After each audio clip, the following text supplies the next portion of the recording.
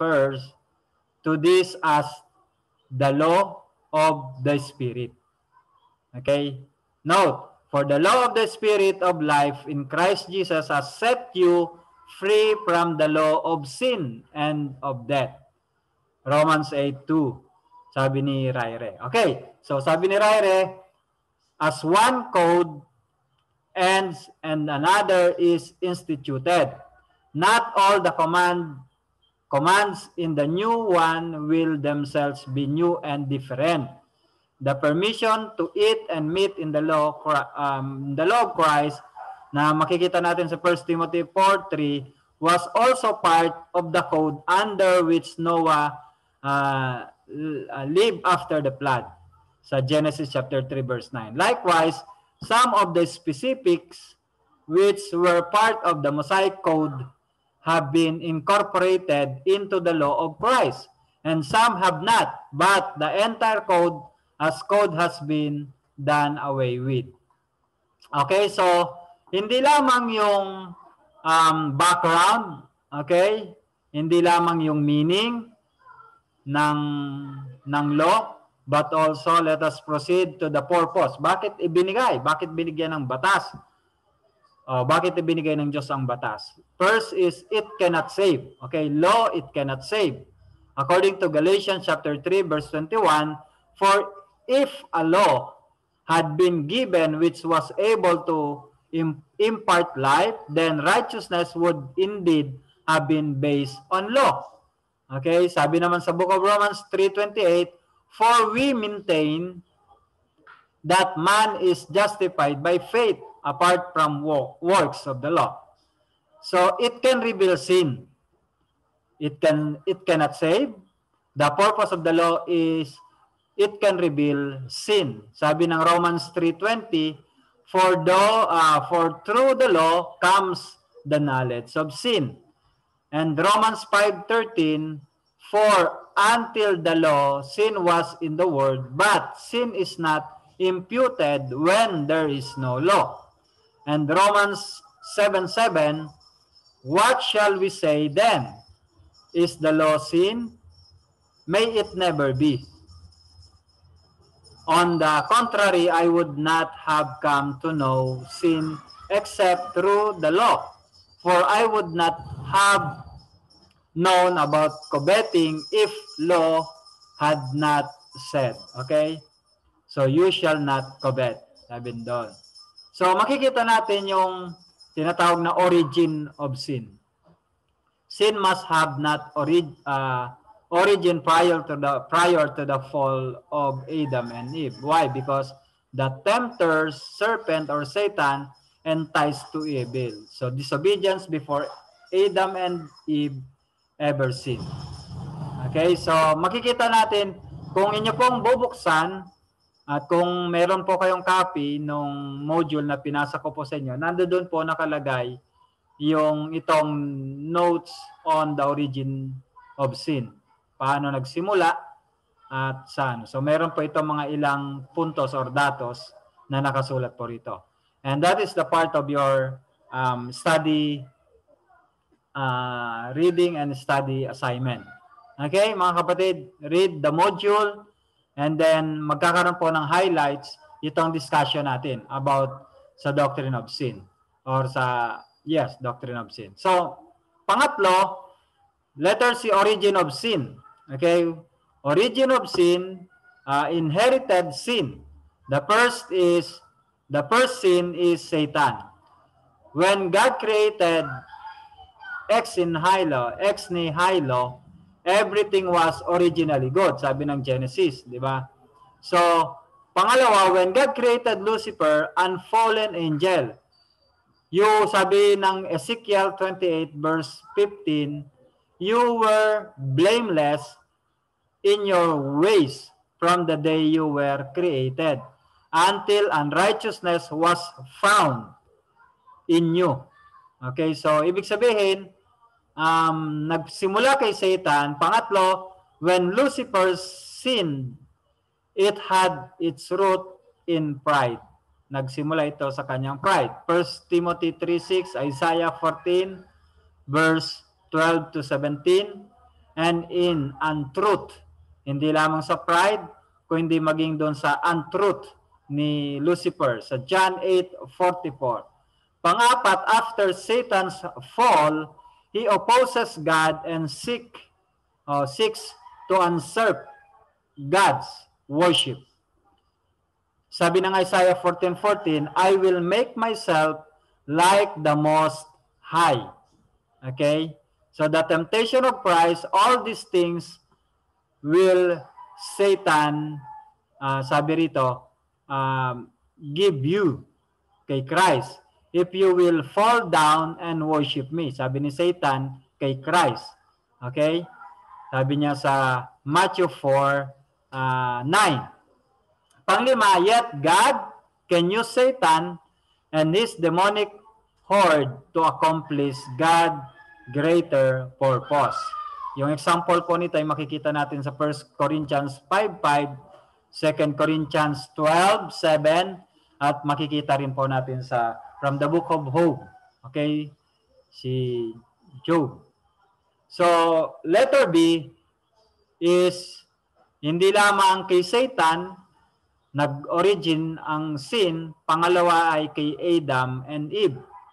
Si Adam and Eve were created in innocence, without sin. And God saw all that He had made, and behold, it was very good. Sabi ng Genesis 1:31. Okay, so Adam and Eve were first tempted to sin in the Garden of Eden. Chapter 3 ng Genesis, verse 1-7. Then the fact that this is temptation to disobey God, to desire what God had forbidden. So means that this is not the origin of sin itself, but of mankind's sin and it result effects. Okay? So nakukuha niyo po mga kapatid, the fact that this is temptation to disobey God, to desire what God had forbidden, means that this is not the origin of sin itself, but of mankind's sin and its result effect. Okay, resultant effect. So, pangatlong page ng inyo pong module. Andyan ba kayo, kapatid na Roland? Yes po. Okay, si Brother Chris, nandyan, si kapatid na Roland. Yes, Pastor. Okay, na-print nyo ba yung ano, or merong ba kayong copy ng module nyo? Sinend ko sa ating chat group. Meron pa. Okay, meron. So, basahin nyo po yon yung page 1 hanggang sa matapos po ng inyong module. Okay? So, nandoon po yung place of sin. Third, I think ito ay nasa page 3 na ng module nyo. Place of sin and provision of salvation. Okay? Makikita natin yung 4 observation na ibinigay ni Thyssen. So, una, yung God determined to permit sin. He is not sin author, si God. Sabi sa James 1:13. He has by His own wisdom and counsel chosen to permit it without authoring it. Sabi sa Romans 11:32. Pangalawa, God determined to overrule sin. Okay? He is able to bring good by overruling sin. Sabi sa Book of Genesis 50:20. Nandoon pa ito sa inyong module. Pangalawa is no less sovereign nor able to accomplish His purposes in a sinful world as in sinless one. Psalms 33 verse 10-11. Pangatlo, He has resentment or hatred of sin. Though He has permitted it to temporarily remain. Okay, Jeremiah 44 verse 4-6 and Zechariah 8:17. Pangatlo na observation ni Thyssen doon sa place of sin and provision of salvation, God determined to save from sin. So this is the doctrine of salvation, yung pinag-aralan natin sa Survey of Theology 1, yung soteriology. Okay? And then pang-apat na observation, God determined to reward His servant and punish the disobedient. So He is not obligated to reward, and He in grace chooses to reward.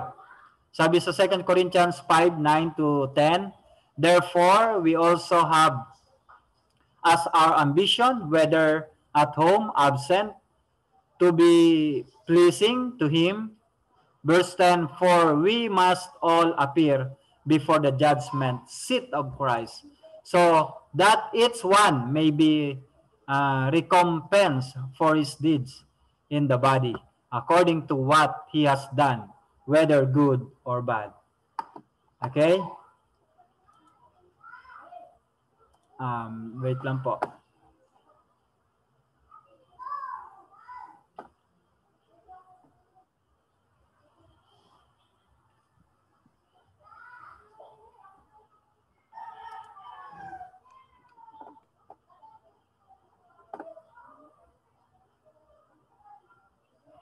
Okay, kapatid na Roland, nagdalawang inyong account. Ano po ang aking laptop? I-restart ko lang po. Sige, sige. Nagtaka ko bakit mayroong unassigned na person. Para po wala po ako ma-miss. Kapag Okay. nag-restart. Okay, so sige. So tuloy tayo. Sabi sa yung God determined to reward His servant and punish the disobedient. He will punish the wicked and the disobedient, including Satan, fallen angels, or demons, unbelieving. For the day of judgment. Sabi sa Revelation 20, verse 1 to 3. And then verse 10. Okay? So makikita nyo po ito doon sa inyong module. Pangalawa, hindi lamang po yung pinagmulan or tinatawag nating meaning of the law of God, but also let us proceed to origin of sin, and then origin of sin with respect to God. Okay, origin of sin with respect to God. First is God permitted, included sin in His decree. Sabi po sa Romans 11:36, for from Him and through Him and to Him, all things to Him be glorified, or be glory forever. Amen. So from Him, God is the source of all things. Through Him, God is sustainer of all things, and to Him, God is the goal of all things. I hope na itong talatang ito, mga kapatid, napakahalaga. For from Him and through Him and to Him are all things. To Him be the glory forever and amen. Proverbs 16 verse 4. Brother Chris, pakibasa nga po.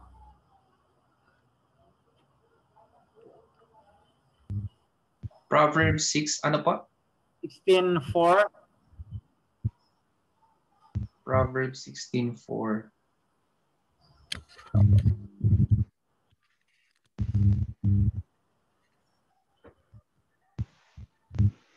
Ito po.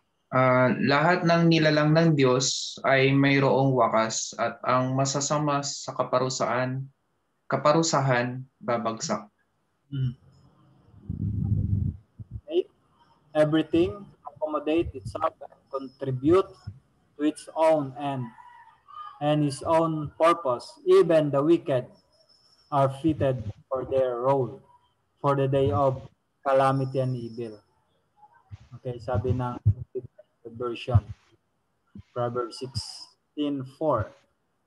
Okay, so second, God, hindi lamang God permitted, included sin in His decree. Pangalawa, God did not create sin. Okay, God did not create sin, which is, ito yung maraming nalilito. Maraming nalilito na they believe yung sin is originated from God or God created sin. So God did not create sin. Genesis 1:31, and God saw all that he had made, and behold, it was very good. And there was evening and there was morning the sixth day. Sabi rito, God saw that he had made, and behold, it was very good. 1 John 1:5, NASB version. Sabi rito, this is the message we heard from him and announced to you, that God is light, and in him there is no darkness at all. Habakkuk 1:13, your eyes are too pure to approve, and you cannot look on wickedness with favor. So perhaps there is no better way for an all-loving, all-powerful God and to defeat evil and produce greater good than for him to permit this present evil world. Sabi ni Norm Geisler. Okay? So, pang-apat na page ng inyo pong module ay nakalagay doon yung fall of angels. Okay, the first sin was not created by man, but Lucifer, Satan, and his angels. Sabi ni Dixon. So, ayon dun sa book na Angel, Elect, and Evil. Okay? Sabi po rito, all angels were created perfect as was Lucifer. Sa Job chapter 38 verse 7, Ezekiel 28 verse 15. In Satan's original rebellion, he drew with him a great number of lesser angels, perhaps a third of all created. According to Isaiah 28:18 and Revelation 12:4, so we read that devil and his angels. Sabi sa Matthew 25 verse 41, Satan angels are now called demons. Of those who hold this point of view, some call only the free fallen angels demons. And others, such as Anger, hold that both the confined and non-confined fallen angel constitute the whole company of demons. So demons then are Satan's subject and helper in his program of opposition to God and his people. Expelled from heaven with Satan, they have their abode in the second heaven. So their warfare may be carried on with elect angels there and with believers in the heavenlies. The unconfined seems free to roam the earth and carry on Satan's work here. Yung provisionary test and yung prohibition na tinatawag, there is nothing in this prohibition that suggests that God sought man downfall. It is a fair and simple requirements of the Creator. There is instead much to show that God made obedience easy. He created man without sinful nature, placed him in an ideal environment, provided for all his temporal needs, endowed him with strong mental powers, gave him work to engage his hands and his mind, provided a life partner for him, warned him of the consequences of disobedience, and entered into personal fellowship with him. Surely, God cannot be blamed for man's apostasy, sabi ni Thyssen. Okay? So, kung titingnan natin yung kalalagayan natin, lalong-lalong sa panahon natin ngayon, iba na kumpara yung 'di ba na pag-aralan natin, yung Doctrine of Man. So, yung tinatawag na created according to the image and likeness of God is si Adam and Eve. Okay? And si Christ. That is the original man. But after the fall, itong tayong lahat,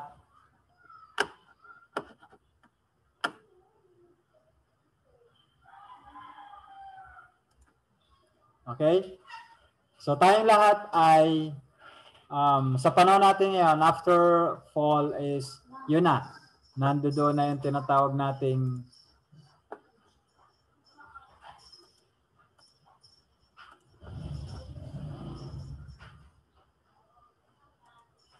okay? So we are affected of a sinful nature. So pangatlo, the origin of sin with respect to beings. Satan and the fallen angels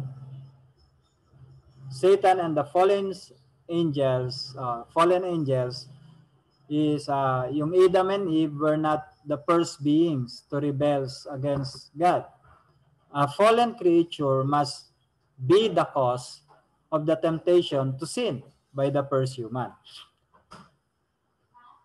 Okay, so makikita po natin ito doon sa ating module.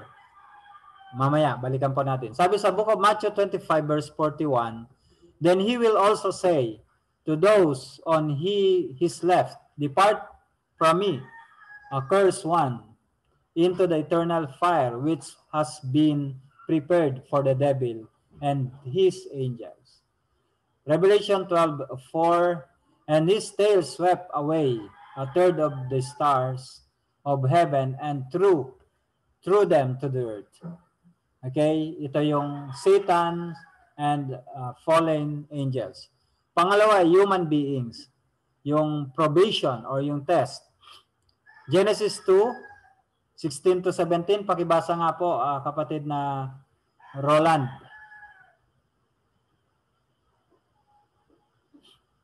Genesis 2:16 to 17.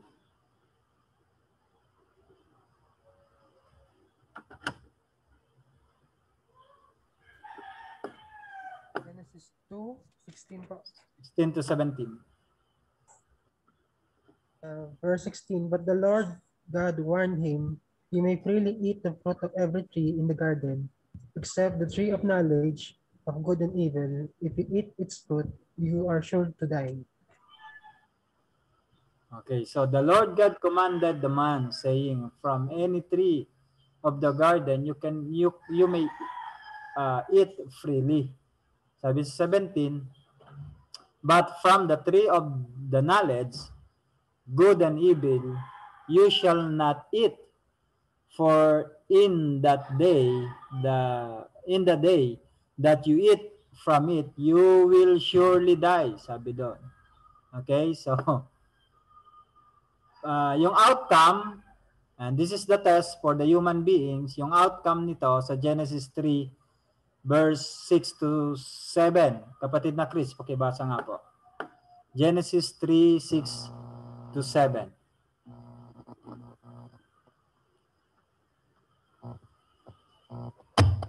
Chris?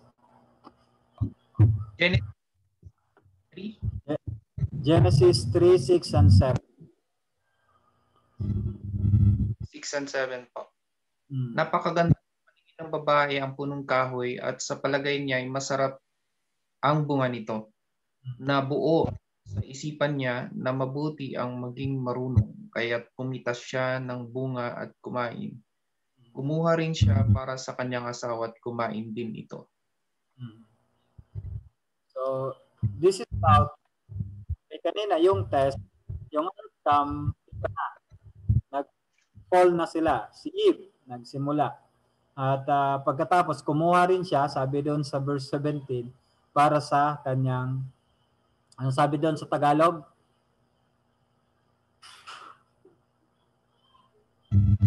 Mainam? Sa verse 6. And Napakaganda.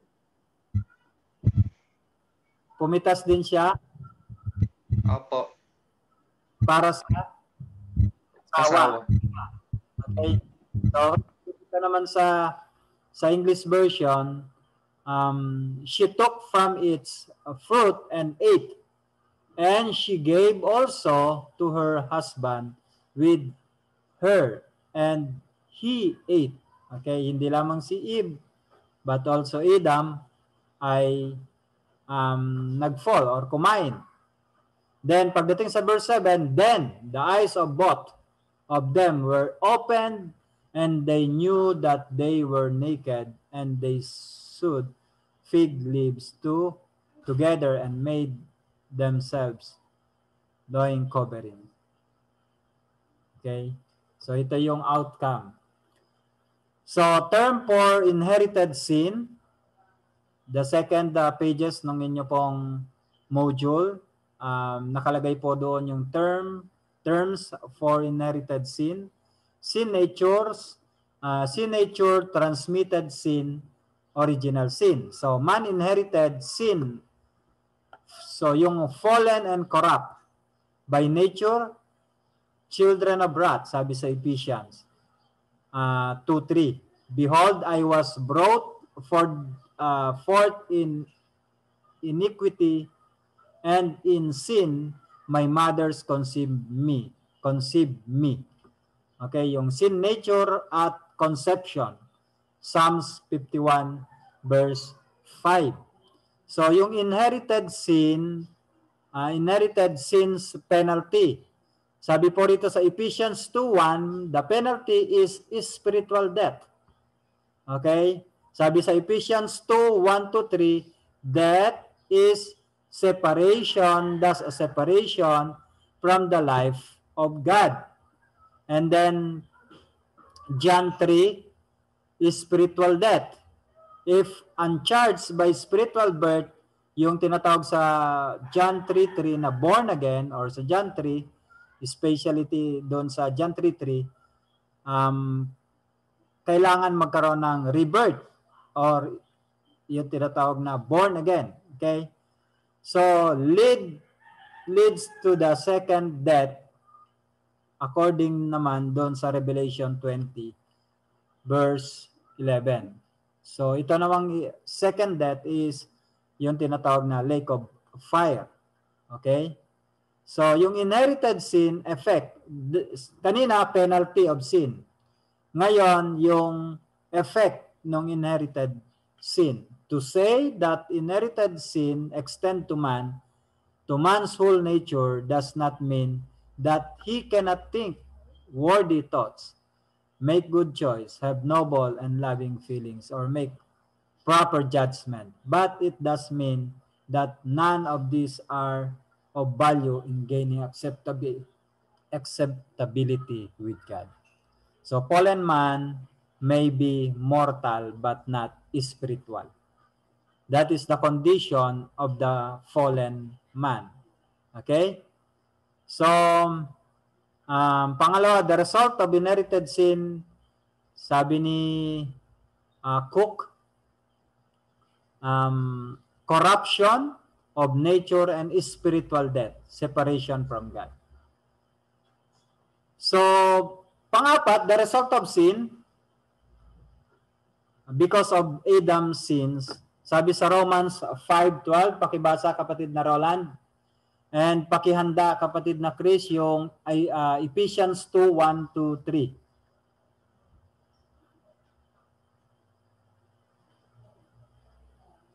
Brother Roland, chapter 5, verse 12 ng Romans. Romans 5:12. Mamaya si Chris ay Ephesians 2:1-3. Sige, kapatid na Roland. Romans 5:12. When Adam sinned, sin entered the world. Adam's sin brought death, so death spread to everyone, for everyone sinned. So, to everyone sins. Okay, so sabi sa Romans 5:12, NASB version, therefore, just as through one man, sin entered into the world, and death through sin, and so death spread to all men, because all sin. Pangalawa, sabi dong kanina ay all are guilty because of Adam's sin. Pangalawa, all sin because of Adam's sin. Ephesians 2 verse 1 to 3. Kapatid na Chris. And you were dead in the trespasses and sins, in you once walked, following the course of this world, following the prince of the power of the air, the spirit that is now at work in the sons of disobedience, among whom we all once lived in the passions of our flesh, carrying out the desires of the body and the mind, and were by nature children of wrath, like the rest of mankind. Okay. So, una, binanggit, and you were dead in your trespasses and sin. Pagdating sa verse 3, ay binanggit din yung nature, children of wrath. Psalms 51 verse 5, Behold, I was brought forth in iniquity, and in sin my mother conceived me. Psalms 51 verse 5 sa Amplified Version, Behold, I was brought forth in iniquity, my mother was sinful who conceived me. So ganito yung pagkakasalansan nitong Amplified Version. Yung kanina, yung NASB, Behold, I was brought forth in iniquity, and in sin, my mother conceived me. Okay, yung insight dito, sabi ni Olson, Christianity teaches and Christian believe that human existence is strange, fallen, corrupted. This is the doctrine of original sin or inherited depravity. Okay, sabi naman ni Grudem, we should note that all sin is ultimately irrational. The persistence of Satan in rebelling against God even today is still of foolish choice, as in the decision on the part of any human being to continue in a state of rebellion against God. Okay, so the next pages of your module, yung further thoughts on imputation. Okay, yung imputation, important passage about imputation, makikita natin from the book of Romans chapter 12, chapter 5 ng Romans verse 12 to 21, and Corinthians, 2 Corinthians 5:19 to 21, and also 1 Peter chapter 2 verse 24. That is the verse nung imputation or doctrine of imputation. So yung further thoughts on imputation, una, if then all men are sinners, how shall we account for this situation? So universal, an effect must have a universal cause, sabi ni Thyssen. Pangalawa, the doctrine of imputation of sin explains how man's sin affects all mankind without exemption and save Jesus Christ. So yung imputation, principal meaning is reckoning to the account of another. A legal term, it refers to the act of God, whereby he credits perfect righteousness to the account of the believing sinners at the moment of salvation. Okay, so the Bible also speaks of the imputation of Adam's sins to mankind from the book of Romans 5:12 to 21, and the imputations of mankind's sin to Christ. Okay, so si Adam na inimpute yung sin sa mankind, and then the mankind impute the sin to Christ. Isaiah 53 verse 4 to 6, and 2 Corinthians 5:21, and also 1 Peter 2:24. Sabi po ni kay Swindle po ito galing, yung imputation, principal meaning ng imputation. Okay, so basahin nyo na lamang po ito mga verse na ito, nandoon po sa inyong module. And then letter D, imputation of sin. The definition of imputation, imputation is the attribute or attribution or transfer of one person's sin one person. So righteousness to another. Both negative, positive. So yung sin itinransfer sa isang tao, and then also the righteousness ay itinransfer din sa isang tao. Yun po yung definition ng imputation. Okay? According to Erickson. Pangalawa, yung transfer of sin, Adam to human race from Romans 5:12 to 21. Then transfer of sin of human race to Christ. Ito yung sinabi kanina ni si Swindoll. Okay, so yung sin ng human race ay itinransfer din kay Christ. Makikita po natin ito from the verse from the book of 2 Corinthians 5:19-21 and 1 Peter 2:24. So, transfer naman of righteousness Christ to believers. Nakikita mo niyo po yung proseso, yung si Adam tinransfer yung sin, ay transfer yung sin sa human race. And then yung sin naman ng human race ay tinransfer kay Christ. And then the righteousness of Christ transfer to believers. So hindi po dito binanggit na yung righteousness of Christ ay itinransfer to the human race. Okay? But only for those who believe in Christ. For those doon sa mga believers lamang. So but the sin of Adam transferred to human race. Okay? That is the very factual and important sabi nating fact dito sa imputation of sin, na lahat ng tao ay makasalanan, but the sinfulness, the sin of human race is transferred to Christ, but the righteousness of Christ is transferred only to the believers. 2 Corinthians 5:21. Okay, so transfer, imputation of Adam's sin to human race.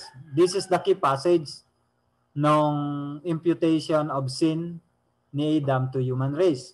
Romans 5:12, sabi po rito, therefore just as through one man, Adam, okay, through one man, sin entered into the world, and death through sin. And so that spread to all men because all sin. Romans 5:19, for as through the one man's disobedience, the many were made sinners. The key idea, thus Adam's sin was imputed to each member of the human race because each member of human race actually sinned in Adam when Adam sinned, sabi ni Raire. Okay, so meron pong hindi ko na isalin yung comparison ng inherited sin and imputed sin. Meron dalawang graph dito. Si Adam na-inherit ni Seth at ni Cain yung sin. And then yung sin naman ni Cain at saka ni Seth, okay, na-inherit ng iba pa mga lahi. Hanggang sa yung pasunod-sunod na lahi, yung binanggit kaninang conceive. Okay? This is the inherited sin. Yung imputed sin, directly from Adam to Cain, directly from Adam to others, and directly from Adam to me. Okay, that is inherited or imputed sin. Okay, dalawang bagay, inherited sin versus imputed sin. Okay, by the way, your assignment, okay, take note for this, your assignment for today is you need to research the inherited sin versus imputed sin. What is the differences nitong dalawang ito? Okay, ano yung pagkakaiba nito? Itong inherited sin and imputed sin. And then gawa po kayo ng reaction plus Bible reference nitong dalawang ito. Okay? Reference for inherited sin and reference for biblical reference for imputed sin. Okay, doon po sa inyong mga module, may some verses na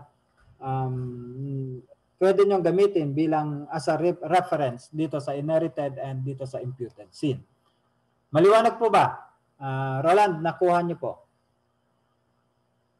Apa. Kapatid na Roland. Apa. Okay, si kapatid na Chris. Okay, so your assignment is just research, make a research, and then ang inyong i-research is inherited sin versus imputed sin. And then gawa po kayo ng reaction dito sa dalawang ito.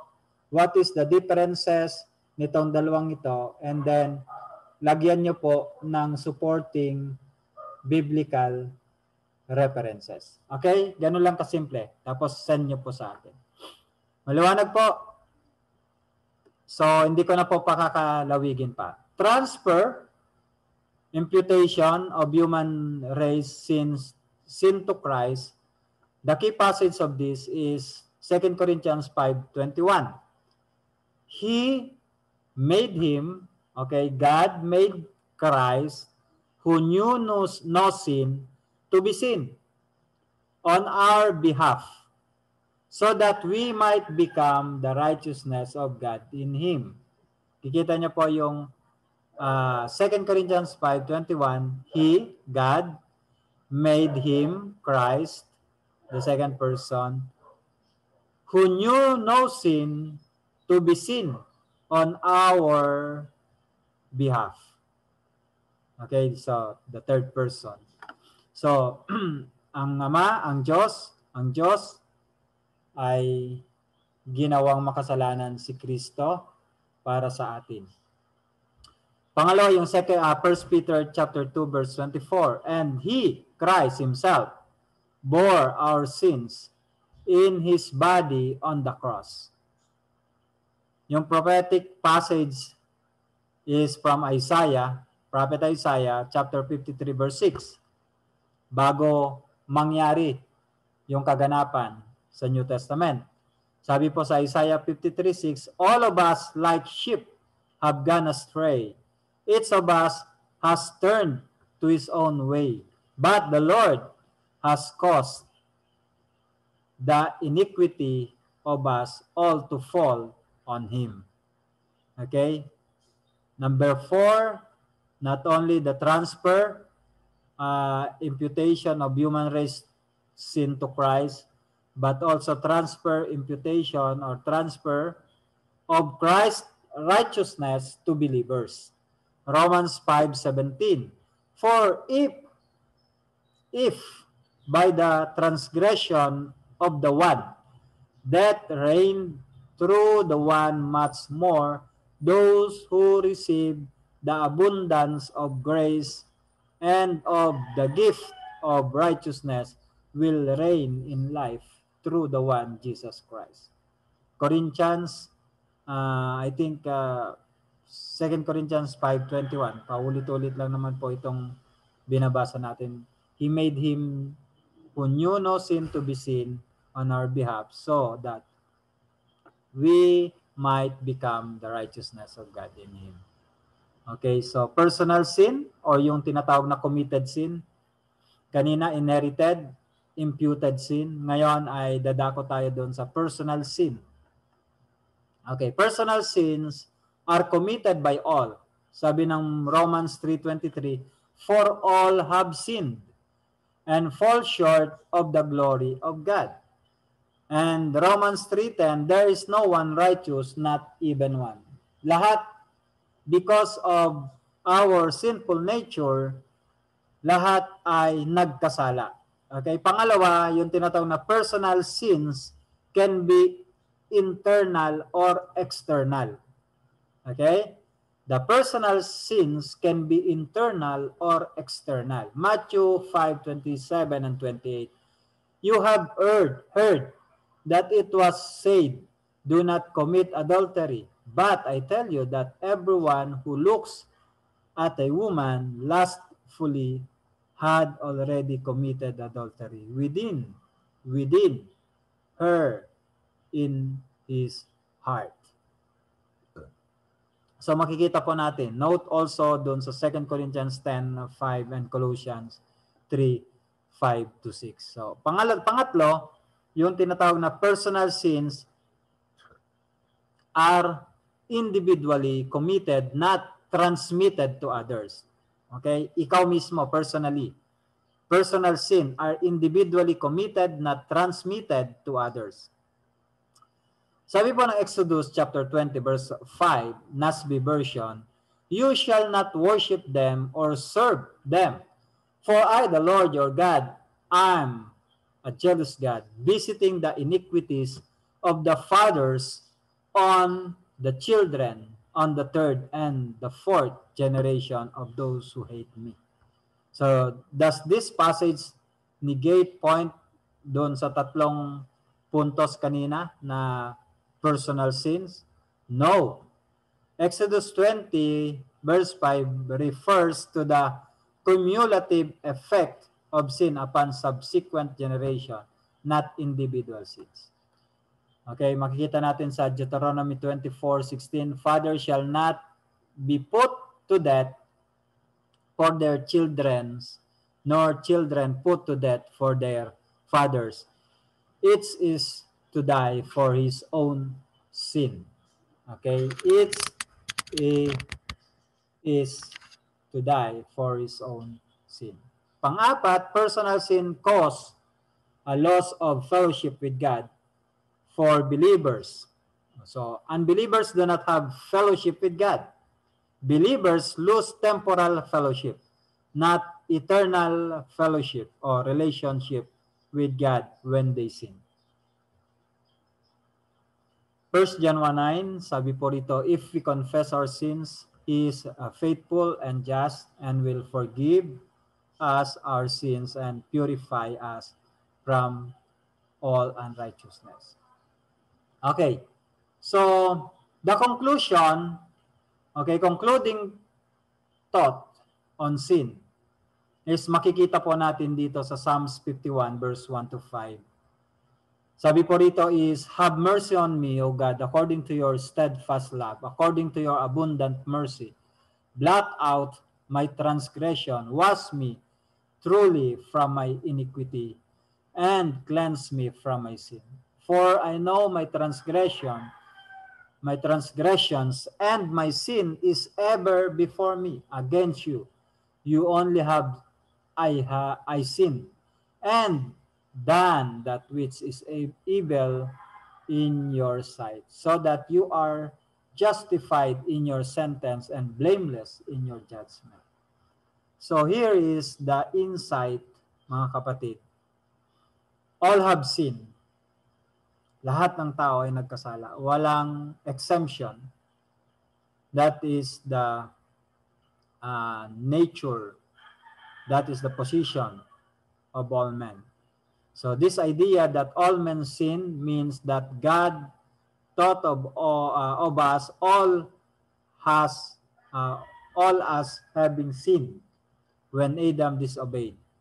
Is further indicated that by the next two verses where Paul says, "Sin indeed was in the world before the law was given, but sin is not counted where there is no law.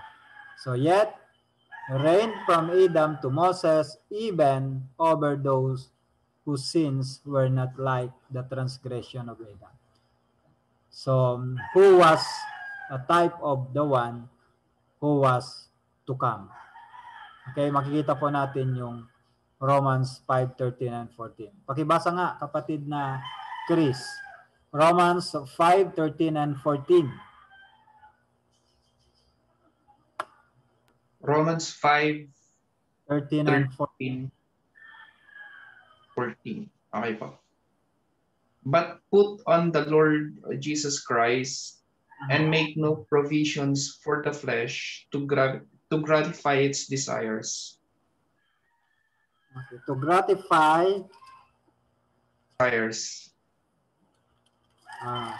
our desires.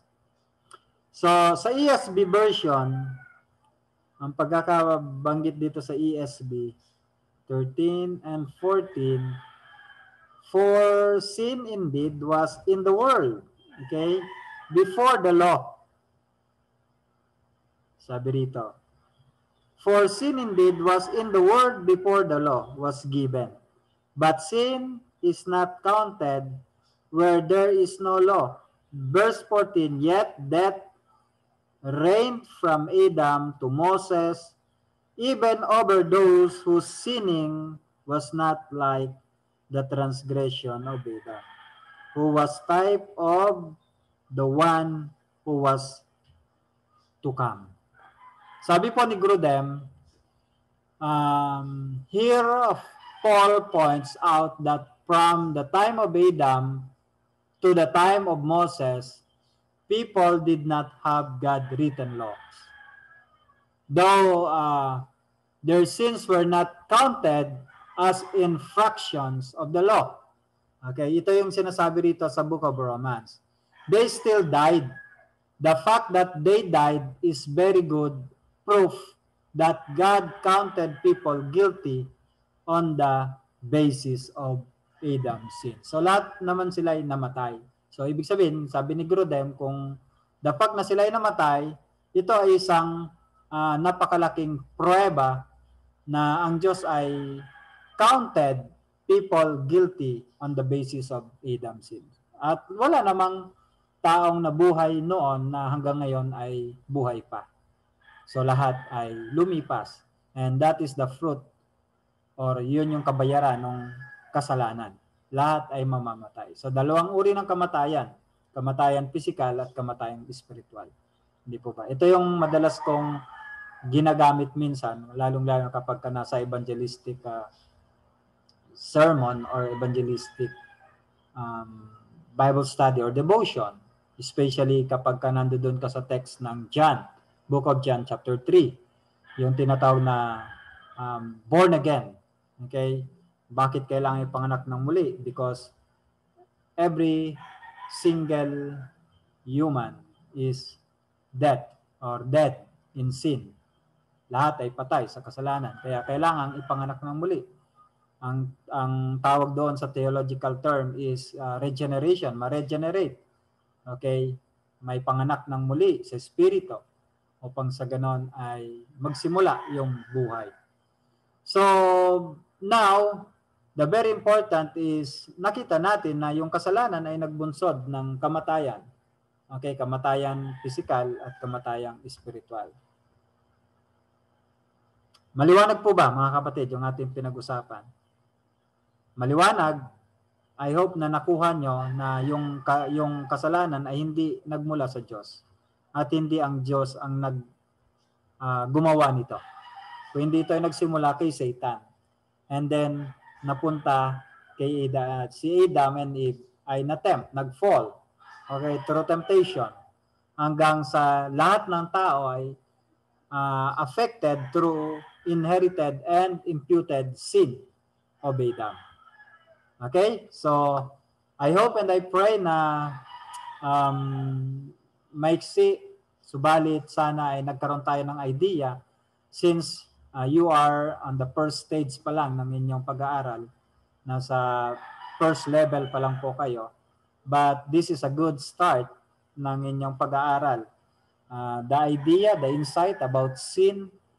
Okay, so magkakaroon pa naman kayo ng mas malalim pang pag-aaral patungkol sa hamartiology. But for now, I think I pray na ito'y nakatulong.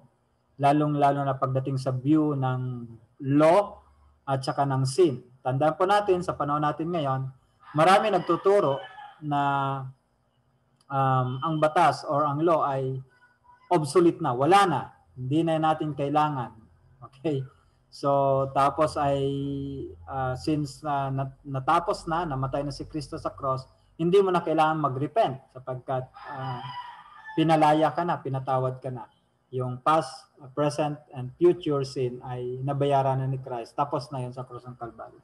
But itong ilang mga discussion natin, I hope na nagbigay ng konting kamalayan sa bawat isa sa atin na kung ano ang kahalagahan ng law. Okay? At ano ang relasyon nito sa kasalanan. So nabanggit natin kanina na yung batas ay nagpapaalala ng ating kasalanan.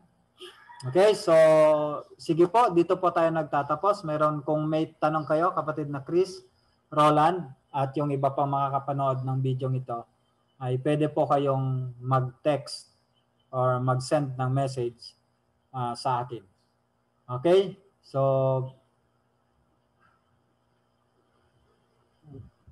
tayo, kapatid. Okay, maliwanag po ba? Nakasunod po ba kayo? Kapatid na Chris and kapatid na Roland. Apa.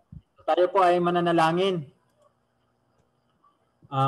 Mananalangin po tayo sa oras na ito. Let us pray.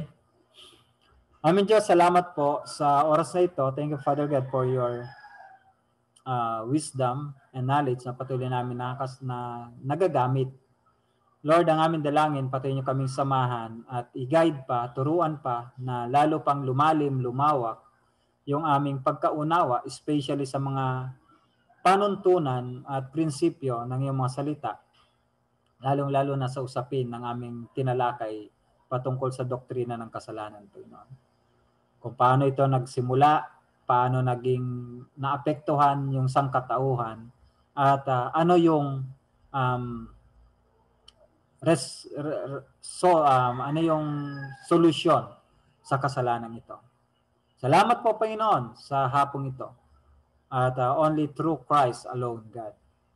Siya lamang yung makakapag-reconcile, magiging kabayaran, ang sapat na kabayaran sa kasalanan ito.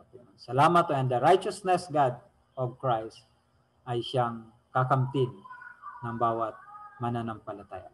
Once again, Panginoon, kami po, ingatan niyo po ang inyong mga anak, patuloy pong samahan at gabayan. And let our lives, God, patuloy na magbigay ng kaluguran sa inyong pangalan. Bilang mga tagasunod ninyo sa aming kapanahunan. Once again, sa pong papuri at parangal sa pangalan ni Jesus, lahat tayo magsabi ng Amen. Amen. Okay, so God bless po mga kapatid sa oras na ito. Please i-review nyo na lamang po yung inyong module na akin pong isinend sa chat group natin. And then please paki-update kung hindi pa kayo nakapag-submit ng inyong mga requirements doon sa ating Survey of Theology 1. Gawin nyo na sapagkat ako po ay nasa proseso na ng paggagawa ng inyong mga grades. So God bless po sa bawat sa atin. And wait nyo na lang po si Pastor Clyde. I think siya po yung inyong last subject for today. So God bless everyone.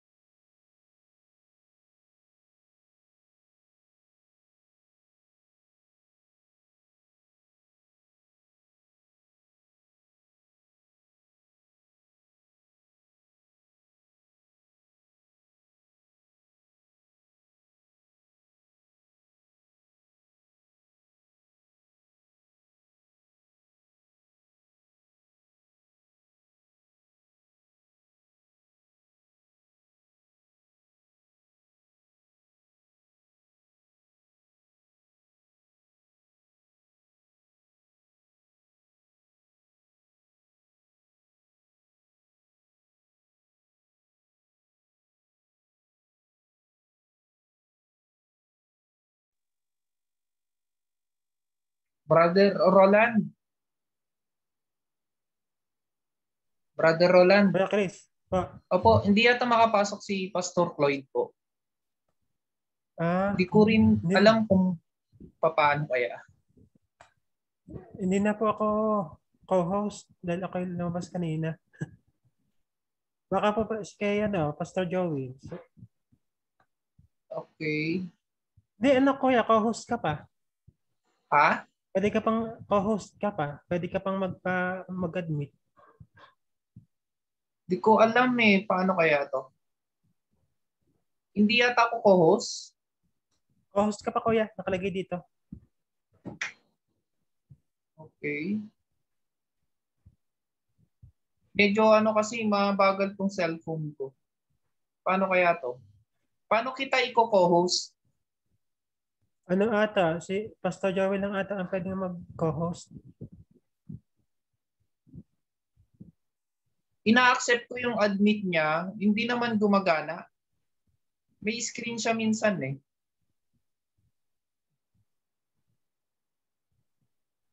Okay. Nasa breakout room pa ba tayo?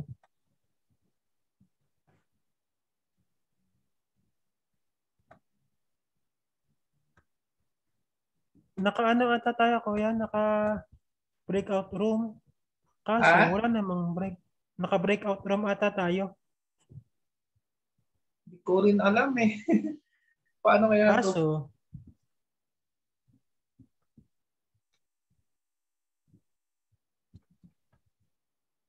the host open breakout room, please wait.